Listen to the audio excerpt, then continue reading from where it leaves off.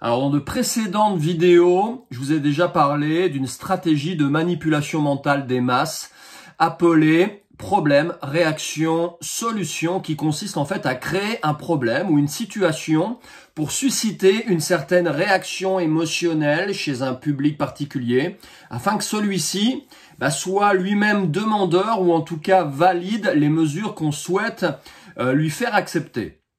Alors, l'opération sous fausse bannière ou encore appelée false flag fait partie de cette stratégie. C'est une tactique militaire qui consiste à créer l'illusion d'une menace, généralement en s'attaquant soi-même, afin ensuite de pouvoir accuser un ennemi. C'est très souvent dans l'objectif de justifier aux yeux du grand public, des populations et parfois d'autres nations des actions militaires contre cet ennemi artificiellement créé. Alors, parmi les nombreuses opérations déclassifiées, je vais revenir dans cette vidéo sur une en particulier qui s'appelle l'opération Northwoods. Alors, pour vous mettre dans le contexte, nous sommes aux États-Unis en 1962, en pleine guerre froide. On est 1 an après l'échec de l'invasion de la baie des Cochons pour déloger Fidel Castro. De nombreux responsables politiques et militaires n'ont toujours pas renoncé à mettre Cuba hors d'état de nuire, et justement ils reprochent à John Fitzgerald Kennedy, le président de l'époque, sa passivité envers Cuba. Alors, pour arriver à ces fins, l'état-major américain propose à l'administration Kennedy un projet pour le moins particulier, l'opération Northwoods. Donc, cette mission secrète consiste à commettre sur le sol américain une série d'attentats sous faux drapeau qui seraient directement attribués ensuite au régime cubain dans le but de justifier une intervention sur le sol cubain avec l'appui d'autres nations occidentales. Alors, dans les documents du plan de cette opération Northwoods, ce document a été déclassifié depuis quelques années, ces documents précisaient qu'il fallait, là je cite, donner au monde l'image d'un gouvernement cubain représentant une menace grave et imprévisible pour la paix dans l'hémisphère occidental. Et je cite à nouveau ce document: la publication de la liste des victimes dans les journaux américains provoquerait dans le pays une vague d'indignation instrumentalisable. Donc, parmi les actions prévues dans cette opération Northwoods, il y avait par exemple de commencer par lancer des rumeurs d'attentats imminents en utilisant des radios clandestines.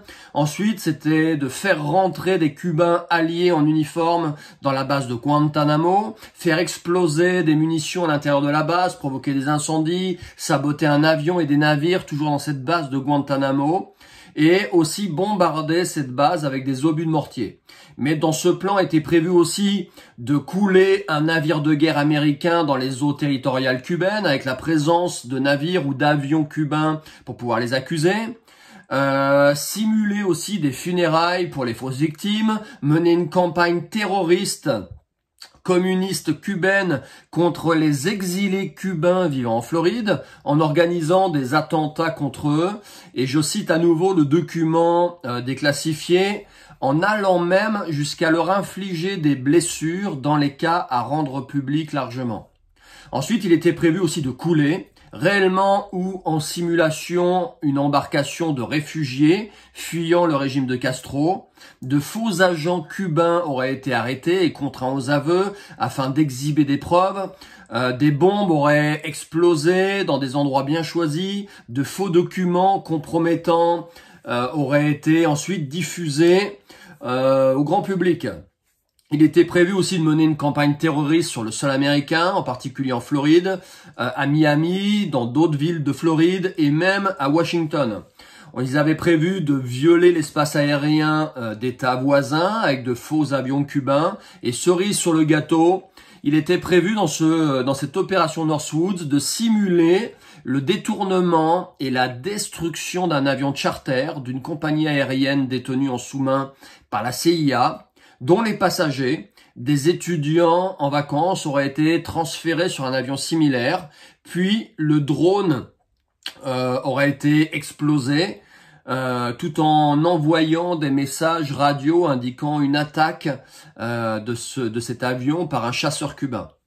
Donc en plus de tout ça, en plus de ces projets, le ministère de la Défense avança aussi plusieurs idées d'opérations, telle l'opération Coup Vicieux, qui faisait partie d'un ensemble de projets baptisés Opération Mangouste, qui envisageait un possible accident du programme Mercury devant envoyer dans l'espace en orbite autour de la Terre John Glenn, et prévoyait à travers ça d'en rendre les Cubains responsables à l'aide de preuves préfabriquées établissant un piratage électronique. Donc cette opération Northwoods fut avortée par l'administration Kennedy, qui l'a jugée très risquée, comprenez, très difficile à maintenir secrète et surtout bien trop coûteuse en vie humaine. Alors durant les 6 mois qui suivirent, de fortes tensions, vous comprenez bien, parasitèrent les relations entre l'état-major interarmé américain et l'administration Kennedy, jusqu'à ce que le général en place, qui s'appelait Lem Nitzer, qui était vraiment lui spécialisé dans toutes ces actions secrètes, finisse par être démis de ses fonctions au profit du frère du président Kennedy, à savoir Robert Kennedy. Alors petite parenthèse, John Fitzgerald Kennedy fut assassiné l'année suivante, en novembre 62, et son frère connaîtra le même sort 5 années après, en juin 1968.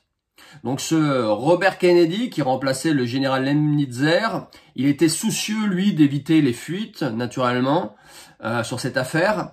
Donc il donna l'ordre de détruire toute trace du projet. Mais le secrétaire d'État de la Défense de l'époque, Robert McNamara, en garda un exemplaire à l'insu de l'administration américaine. Et à nouveau, petite parenthèse, cette opération Northwoods a très fortement certainement inspiré McNamara, puisqu'il organisa, lui, une opération False Flag en août 1964 dans le golfe du Tonkin.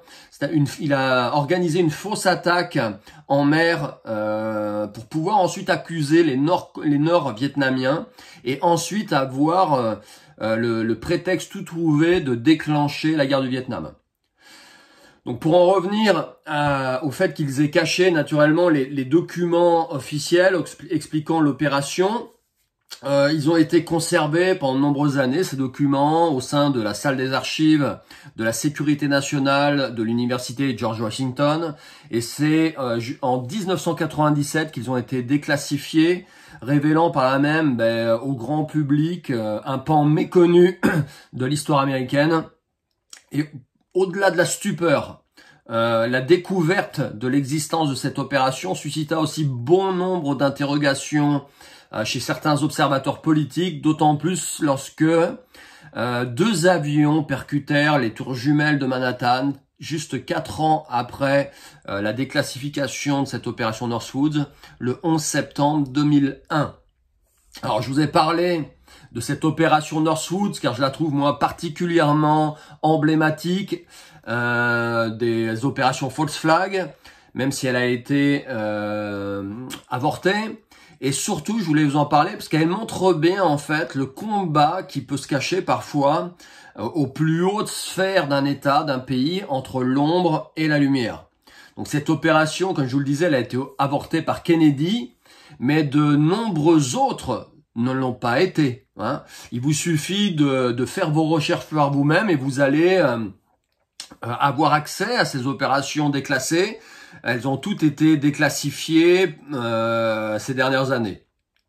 Alors pensez bien que celles qui ont été déclassifiées, c'est celles qu'ils ont voulu qu'elles soient déclassifiées. Il y a de grandes chances qu'il y ait aussi toute une partie non visible de cet iceberg, un nombre encore plus important d'opérations, peut-être encore qui pourraient être encore plus traumatisantes pour le grand public, qui elles ne sont pas et ne seront jamais déclassifiées. Maintenant, à la lumière de tout ça, à la lumière de ces informations, je vous invite à vous questionner. Pensez-vous que ces opérations secrètes sous fausse bannière existent encore aujourd'hui? Les pays suivants, suite à des documents officiels déclassifiés, ont tous reconnu les opérations qui leur étaient imputées. Le Japon, l'Allemagne, la Russie à l'époque de l'URSS, le Royaume-Uni, Israël, la Turquie, et donc bien évidemment les USA. Et la France dans tout ça. La France dans tout ça. Pensez-vous que ce style d'opération pourrait être organisé par les gouvernements français ou organisé sur le territoire français? Sachant ce que sont capables de faire contre leur peuple certains politiques, je vous demande comment avoir confiance en eux.